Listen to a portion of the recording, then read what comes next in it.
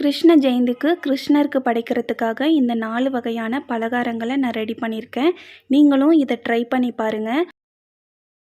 Hi friends, welcome to my channel. இது உங்கள் dreams மே cooking. இன்றைக்கி இந்த வீடியோவில் என்ன பார்க்க போகிறோன்னா, கிருஷ்ண ஜெயந்தி முன்னிட்டு எல்லார் வீட்லேயும் ரொம்ப விசேஷமாக செய்யக்கூடிய அரிசி குழி பணியாரம் தான் செய்ய போகிறோம். கிருஷ்ணருக்கு ரொம்ப இந்த பணியாரம் பிடிக்கும்னு சொல்லுவாங்க. ஸோ அதனால் நீங்களும் கண்டிப்பாக இந்த பணியாரத்தை கிருஷ்ண ஜெயந்திக்கு செய்யுங்க. நான் இந்த குழி பணியாரத்தை அரிசி ஊற வச்சுலாம் பண்ணல. இன்ஸ்டண்ட்டாக விற்கக்கூடிய அரிசி மாவில் தான் பண்ணியிருக்கேன். ஸோ நீங்களும் கரெக்டான அளவுகளை செஞ்சு பாருங்கள். இப்போ ஃபஸ்ட்டு ஒரு பேன் எடுத்துக்கோங்க. அதில் 3/4 கப் அளவுக்கு வெல்லம் சேர்த்துக்கோங்க. சேர்த்துட்டு அதில் 1/2 கப் அளவுக்கு தண்ணி சேர்த்துக்கோங்க. நல்லா வெல்லம் கரையணும். கம்மி பதம் அதெல்லாம் தேவை கிடையாது. வெல்லம் நல்லா கரைஞ்சி வரணும். அந்த அளவுக்கு ஹீட் பண்ணிக்கோங்க. இப்போ வெல்லம் நல்லா கரைஞ்சிடுச்சு. இதை ஃபில்டர் பண்ணி நம்ம எடுத்து தனியாக வச்சுக்கலாம். அடுத்து ஒரு வாழைப்பழம் சேர்த்துக்கோங்க. நல்லா பழுத்த வாழைப்பழமாக எடுத்துக்கோங்க. ஃப்ரெஷ்ஷாக இருக்கிறதா பார்த்துக்கோங்க. இப்போ ஒரு மிக்ஸி ஜாரில் ஒரு வாழைப்பழத்தை நம்ம கட் பண்ணி சேர்த்துக்கலாம்.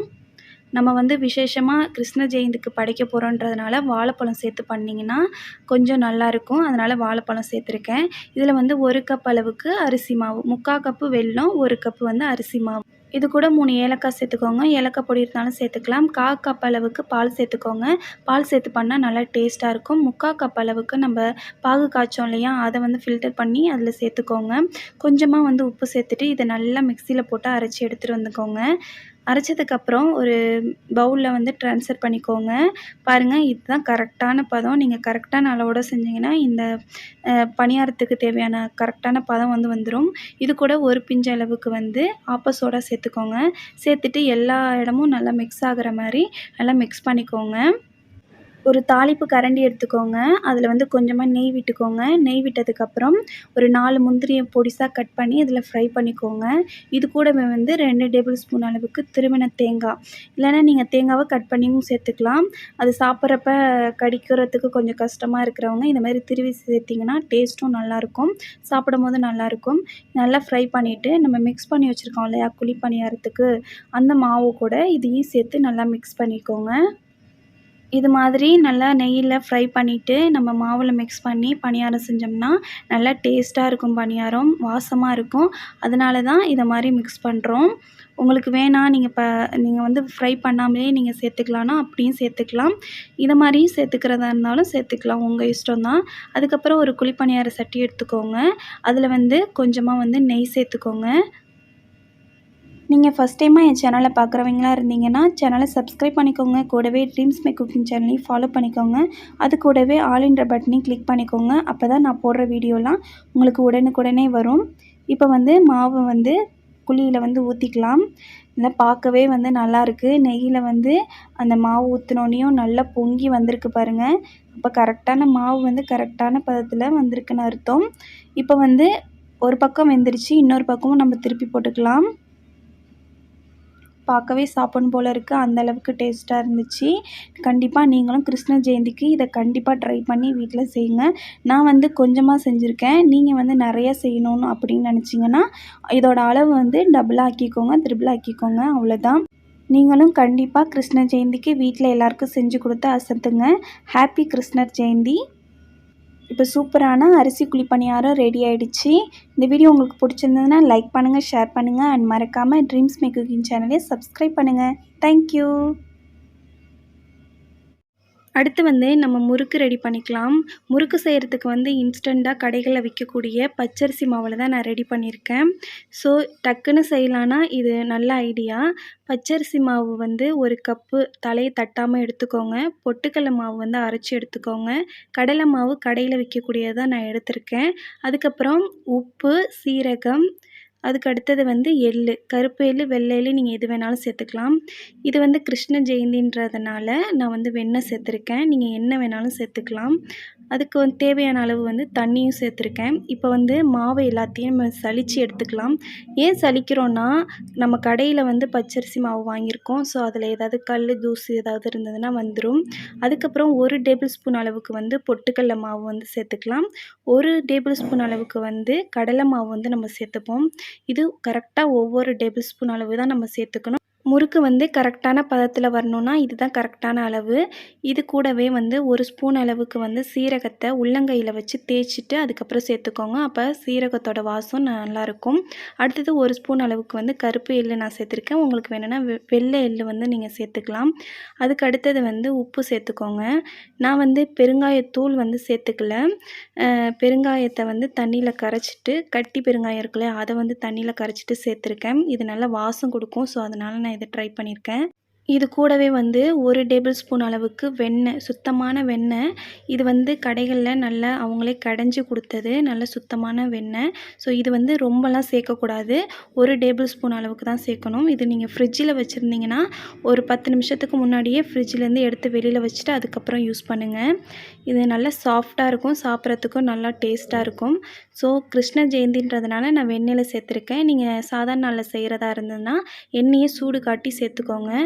அதுக்கப்புறம் கொஞ்சம் கொஞ்சமாக தண்ணி ஊற்றி நம்ம சப்பாத்தி மாவு பிசைவோம் இல்லையா, அந்த பதத்துக்கு வந்து நம்ம பிசைஞ்சிக்கலாம். நான் வந்து இதில் தண்ணி சேர்த்துருக்கேன். நீங்கள் உங்களுக்கு விருப்பப்பட்டீங்கன்னா நீங்கள் தேங்காய் பால் கூட யூஸ் பண்ணலாம். அதுவுமே முறுக்குக்கு சூப்பராக இருக்கும். இப்போது சப்பாத்தி மாவு பதத்துக்கு சாஃப்டாக பிசைஞ்சாச்சு. இந்த பதத்துக்கு தான் நீங்கள் வந்து பிசைஞ்சு எடுத்துக்கணும். அப்போ தான் கரெக்டான பதம்.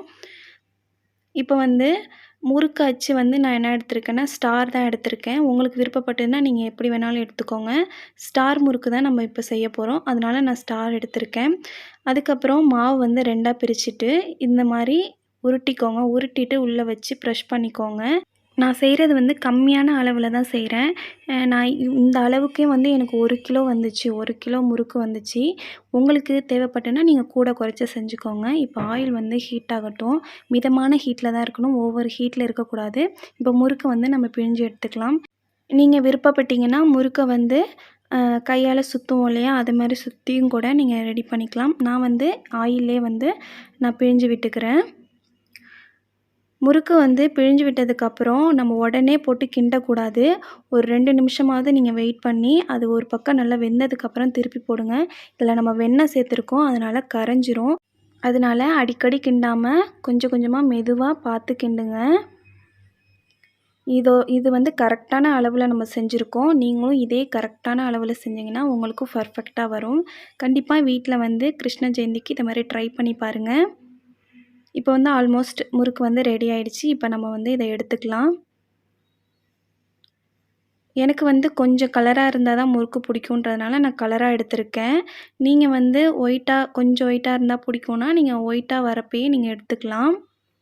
ஆனால் முறுக்கு வந்து மாவு வந்து புளிக்கக்கூடாது. மாவு வந்து பிசைஞ்சோனையுமே நீங்கள் போட்டு எடுத்துருங்க. இல்லைனா முறுக்கு வந்து கடமுடான்னு இருக்கும். இப்போ வந்து சூப்பராக ரெடி ஆகிடுச்சு முறுக்கு. பாருங்கள் எனக்கு எவ்வளோ அளவு வந்திருக்குன்ட்டு. இது வந்து 1 கிலோ இருக்கும்.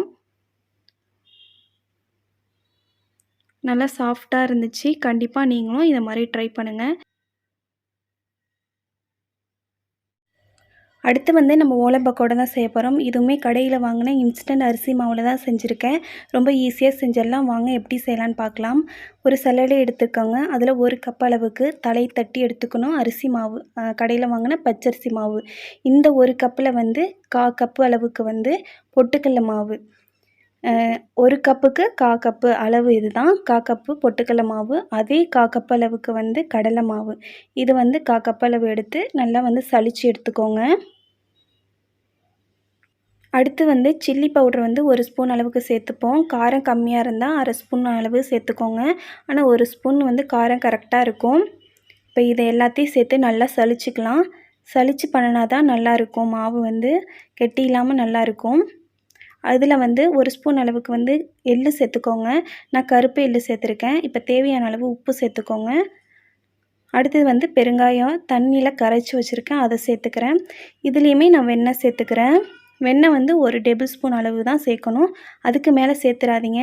அதுக்கு மேலே சேர்த்திங்கன்னா நீங்கள் வந்து எண்ணெயில் புளியும் போது கரைஞ்சிரும். அதனால் வெண்ணெய் வந்து 1 ஸ்பூன் அளவுக்கு சேர்த்துக்கோங்க. இப்போ கொஞ்சம் கொஞ்சமாக தண்ணி ஊற்றி நம்ம ஃபஸ்ட்டு முறுக்குக்கு பிசைஞ்சோம் இல்லையா, சப்பாத்தி மாவு பதம், அதே அளவுக்கு இதையும் நல்லா பிசைஞ்சுக்கோங்க. இப்போ பாருங்கள் நல்லா பிசைஞ்சிட்டேன். இந்த மாதிரி தான் இருக்கணும். எவ்வளோ சாஃப்டாக இருக்குது பாருங்கள். அடுத்து ரிப்பன் பக்கோடா செய்கிறதுக்கு அதோட அச்சு நம்ம எடுத்துப்போம். என்கிட்ட உள்ள அச்சு வந்து ரொம்ப பெருசாக இருந்துச்சு. உங்ககிட்ட சின்ன அச்சு 2 சைஸில் உள்ளதாக இருந்தால் கூட நீங்கள் எடுத்துக்கோங்க. அது கூட நல்லாயிருக்கும். என்னட்ட பெருசாக இருக்கிறதுனால நான் இது யூஸ் பண்ணுறேன். இப்போ வந்து மாவை வந்து 2ஆக பிரிச்சுக்கோங்க. பிரிச்சுட்டு அச்சில் வந்து வச்சுக்கோங்க.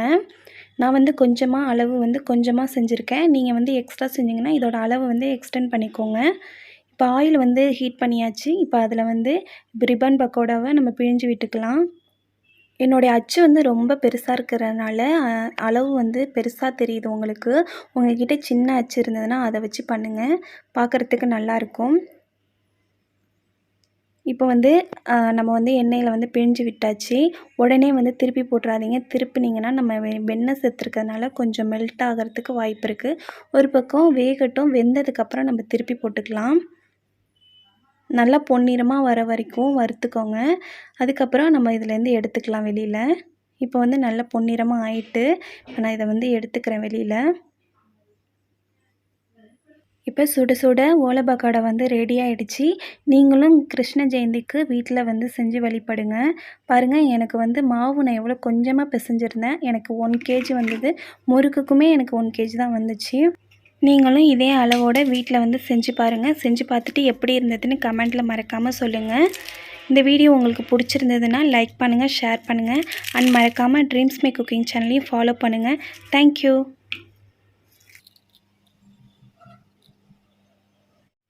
இப்போ பார்க்க போகிற ரெசிபி வந்து அவல் பாயாசம் தான். நான் வந்து சிகப்பு அவலில் வந்து அவல் பாயாசம் செஞ்சுருக்கேன். நீங்கள் வெள்ளை அவலில் கூட செய்யலாம். வாங்க இந்த அவல் பாயாசத்தை எப்படி செய்யலான்னு பார்க்கலாம். ஆன் பண்ணிவிட்டு கடாயை சூடுபடுத்திக்கலாம். இதில் 2 டேபிள் ஸ்பூன் அளவுக்கு நெய் விட்டுக்கலாம். உருக்காத நெய்யாக இருந்ததுன்னா 1 டேபிள் ஸ்பூன் அளவு விடுங்க, அதுவே போதும். இதில் 4 பிஸ்தா 4 பாதாம் சேர்த்துருக்கேன். நான் கட் பண்ணி சேர்த்துருக்கேன். நீங்களும் அதை மாதிரி சேர்த்துக்கோங்க. இதை நல்லா வறுத்துட்டு ஒரு பிளேட்டில் எடுத்து வச்சுக்கலாம். அடுத்து 1.5 டேபிள் ஸ்பூன் அளவுக்கு வறுத்த வேர்க்கடலை சேர்த்துக்கலாம். நான் அதை வந்து உடச்சி சேர்த்துருக்கேன். நீங்கள் வந்து அதை பவுடர் பண்ணி கூட சேர்த்துக்கலாம். 1 டேபிள் ஸ்பூன் அளவுக்கு திருவன தேங்காய் சேர்த்துக்கலாம். இதெல்லாம் நெய்யிலேயே நல்லா வறுத்து எடுக்கிறதுனால நல்லா வாசம் கொடுக்கும் பாயசத்துக்கு. இதையும் நல்லா வறுத்துக்கலாம்.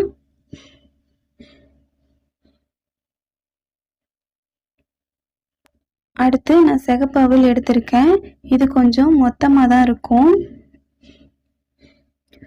நீங்கள் வந்து வெள்ளை அவல் சேர்க்கணுனாலும் சேர்த்துக்கலாம். இப்போ இதை 1 நிமிஷம் நல்லா வறுத்துக்கலாம். நீங்கள் வந்து கம்மியாக செய்கிறதா இருந்தீங்கன்னா நான் சேர்த்த பொருளை விட பாதி அளவு நீங்கள் சேர்த்தா போதும். நான் வந்து சிகப்பு அவல் எடுத்திருக்கேன், அதனால இது கொஞ்சம் குக் ஆகிறதுக்கு லேட் ஆகும். நீங்கள் வெள்ளை அவல் எடுத்திருந்தீங்கன்னா அது ஈஸியாக குக் ஆகிடும். அதனால லைட்டாக வறுத்துக்கோங்க, அதுவே கரெக்டாக இருக்கும்.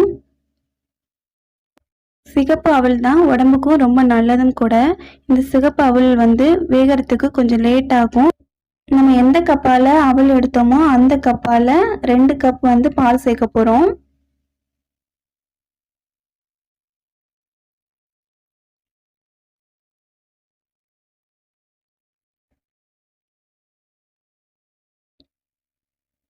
அதே கப்பால் 1 கப் வந்து தண்ணி சேர்த்துக்கலாம். இந்த பாலோட அவலும் சேர்ந்து வெந்து வந்தாதான் இந்த பாயாசத்துக்கு நல்ல டேஸ்ட் கொடுக்கும். நல்லா ஹை ஃப்ளேமில் வச்சுக்கோங்க. உங்களுக்கு இந்த மெத்தட் சரியில்லைன்னா நீங்கள் அவலை முன்னாடியே ஊற வச்சு கூட இந்த பாலில் சேர்த்துக்கலாம்.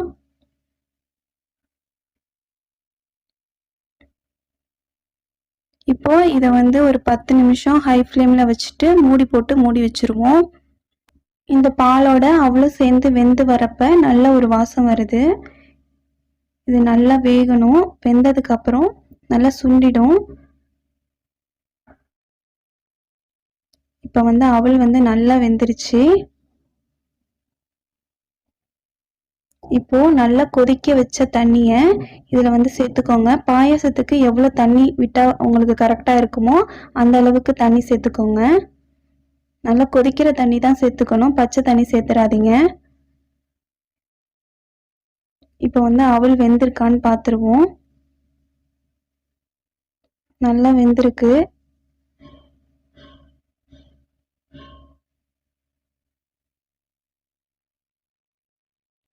அடுத்து நம்ம எந்த கப்பில் அவல் எடுத்தோமோ அதே கப்பில் 1 கப் வந்து நாட்டு சர்க்கரை சேர்க்க போகிறோம். சேர்த்துட்டு நல்லா கலந்துக்கோங்க. அடுப்பை வந்து சிம்மில் வச்சுக்கோங்க. கலந்து விட்டதுக்கப்புறம் 1 டீஸ்பூன் அளவுக்கு வந்து ஏலக்காய் தூள் சேர்த்துக்கோங்க. வறுத்து வச்ச நட்ஸை சேர்த்துக்கோங்க. நல்லா கலந்து விட்டுட்டு நல்லா கலர் வந்து சேஞ்ச் ஆகும். அந்த அளவுக்கு சிம்மிலே வச்சு பண்ணுங்க. லாஸ்ட்டாக இறக்க போகிறதுக்கு முன்னாடி 1 டீஸ்பூன் அளவுக்கு நெய் சேர்த்துட்டு ஸ்டவ்வை ஆஃப் பண்ணிவிடுங்க. ஸ்டவ் ஆஃப் பண்ணதுக்கப்புறம் ஒரே ஒரு பிஞ்சு கொஞ்சமாக சேர்த்துக்கோங்க உப்பு. ஸ்டவ் ஆஃப் பண்ணதுக்கப்புறம் தான் உப்பு சேர்க்கணும். முன்னாடியே சேர்த்துறாதீங்க. அப்படி சேர்த்திங்கன்னா வந்து பால் வந்து திரிஞ்சிரும். அதனால் ஸ்டவ் ஆஃப் பண்ணதுக்கப்புறம் தான் நம்ம உப்பு சேர்க்கணும். பார்க்கவே நல்ல கலர்ஃபுல்லாக இருக்குது. இந்த 4 வகையான ரெசிபியும் நீங்கள் வந்து கிருஷ்ண ஜெயந்தி அன்னைக்கு செஞ்சு அசத்திடுங்க. உங்கள் வீட்டில் வந்து கிருஷ்ணர் இருந்தாருன்னா கிருஷ்ணர் வேடம் போட்டு நீங்களும் ஹாப்பியாக இருங்க. இந்த ரெசிபிலாம் உங்களுக்கு பிடிச்சிருந்ததுன்னா லைக் பண்ணுங்கள், ஷேர் பண்ணுங்கள். அண்ட் மறக்காமல் ட்ரீம்ஸ் மே குக்கிங் சேனலையும் சப்ஸ்கிரைப் பண்ணிவிட்டு கூடவே ஆல் என்ற பட்டனையும் கிளிக் பண்ணிக்கோங்க. தேங்க்யூ.